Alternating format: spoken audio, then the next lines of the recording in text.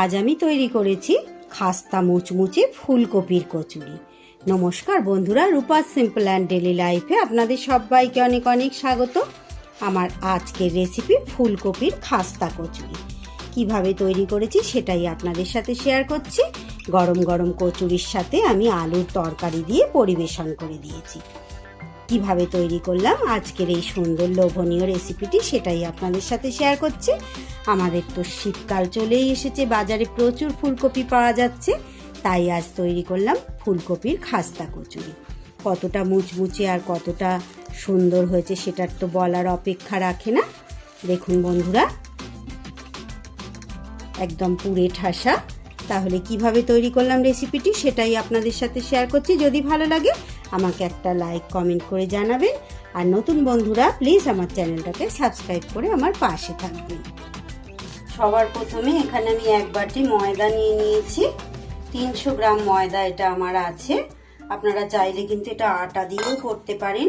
ময়দার মধ্যে দিয়ে দিচ্ছি আমি সামান্য পরিমাণ নুন, আর দিয়ে দিচ্ছি 1 চা চামচ জোয়ান, আর দিয়ে দেব আমি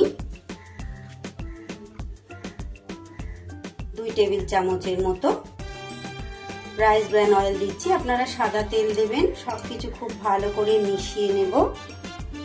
এবার এটাতে আমি অল্প অল্প করে জল দিয়ে একটা ডো তৈরি করে নেব। একটু ময়মের পরিমাণটা বেশি দিয়েছি বন্ধুরা। কচুরি দেখবেন একটু খাস্তা খাস্তা বেশি ভালো লাগে।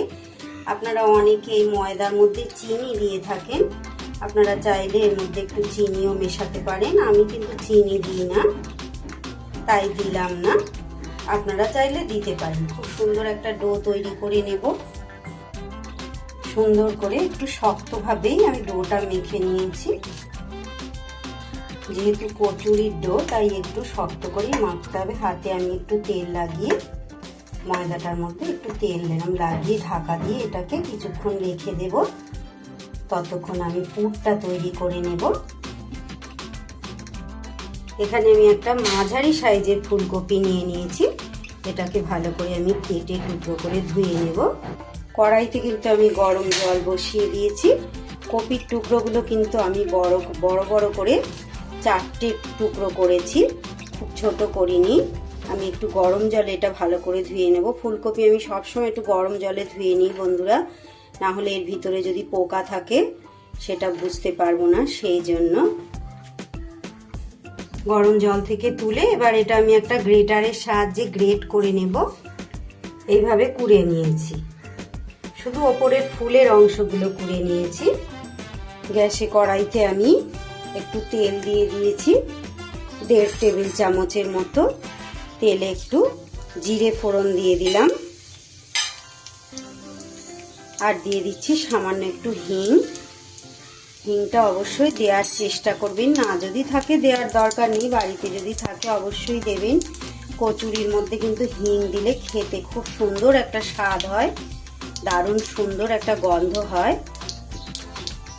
ফোড়নটা থেকে সুন্দর গন্ধ বেরিয়ে গেলে আমি একটু আগে হলুদ দিয়ে দিচ্ছি, না হলে মশলাটা ছিটকাবে। তাই দিয়ে দিচ্ছি 1 চা চামচ আদা আর কাঁচা লঙ্কা বাটা, দিয়ে দিচ্ছি পরিমাণ মতো নুন, আর যেটা দিয়ে দিচ্ছি একটা ভাজা মশলা। এটার মধ্যে আছে ধনে, মৌরি, গোলমরিচ আর শুকনো লঙ্কা একটা। খুব অল্প অল্প করে নিয়ে শুকনো খোলায় নেড়ে ভেজে নিয়েছিলাম। এটাও দিয়ে দিলাম তেলের মধ্যে। গ্যাসটা কিন্তু কমিয়ে রেখেছি। এইবার আমি গ্রেট করা ফুলকপিটা দিয়ে দিলাম। কপিটা দিয়ে কিন্তু ভালো করে মিশিয়ে দিচ্ছি মশলার সাথে।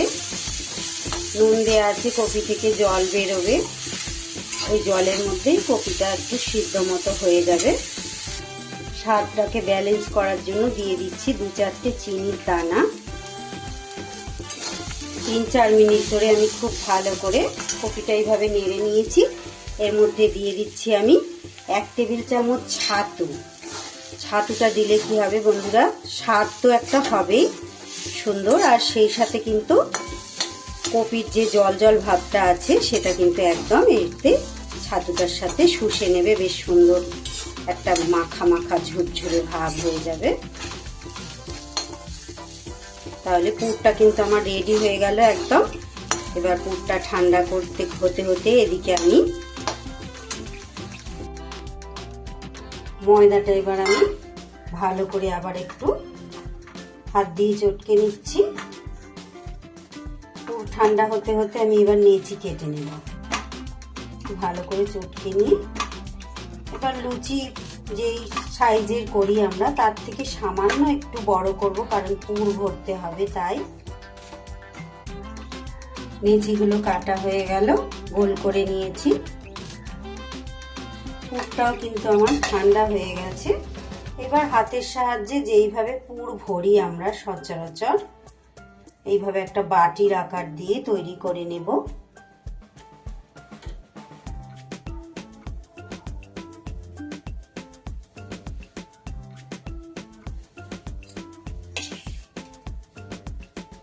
ওর ভেতরে এবার পুরটা ভরে দেব।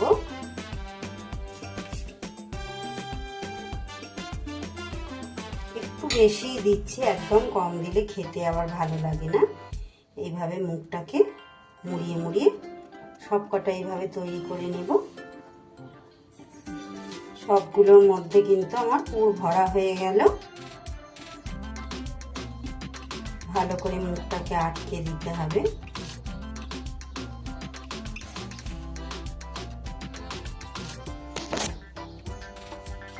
এইবার চাকি বেলনিতে তেল মাখিয়ে নিয়ে একটা একটা নিচিকে পুর ভরা একটা কচুরিগুলো এইভাবে আস্তে আস্তে করে বেলে নিতে হবে।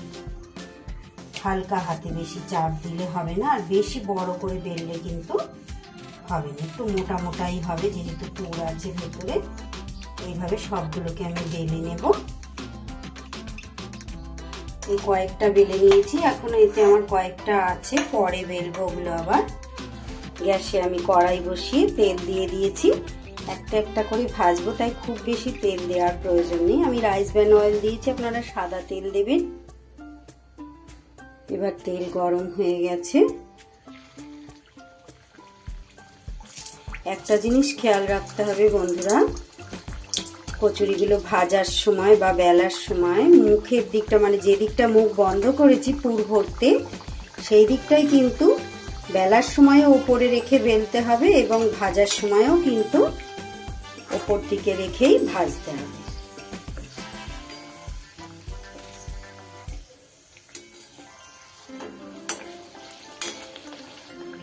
দু পিঠ যখন এরকম লাল লাল হয়ে ভাজা হয়ে যাবে, তুলে নিতে হবে। পুরো টোপা হয়ে ফুলে গেছে, দেখতেই পাচ্ছেন।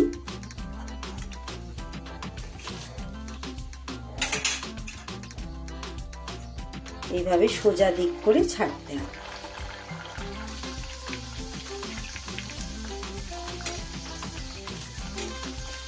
খুব দারুণ স্বাদ লাগে বন্ধুরা। সামনেই শীতকাল এসে গেছে, এবার একদম ফুলকপি অ্যাভেলেবেল বাজারে পাওয়া যাবে। তাই ঝটপট কিনে এনে চটপট তৈরি করে নিন ফুলকপির এই ফুলকো ফুলকো মুচমুচে খাস্তা কচুরি। ধীরে ধীরে সবগুলো আমি ভেজে নেব। তৈরি হয়ে গেল আমার ফুলকপির কচুরি, একদম খাস্তা মুচমুচে। এই রকম একটা আলুর তরকারির সাথে পরিবেশন করে দিন। কতটা খাস্তা আর কতটা মুচমুচে হয়েছে আপনাদের একটু দেখিয়ে দিই। দেখুন বন্ধুরা, ভেতরে পুরে ঠাসা। তাহলে আজকে রেসিপিটা এখানেই শেষ করছি বন্ধুরা। কেমন লাগলো অবশ্যই একটা কমেন্ট করে জানাবেন। ভালো লাগলে আপনারাও এইভাবে বাড়িতে তৈরি করে খাবেন। আজকের মতো আসি বন্ধুরা, সবাই খুব ভালো থাকবেন, সুস্থ থাকবেন, ঈশ্বর আপনাদের মঙ্গল করুন। আবার ফিরে আসছি আগামী দিন অন্য কোনো রেসিপি বা ব্লগের সাথে। টাটা।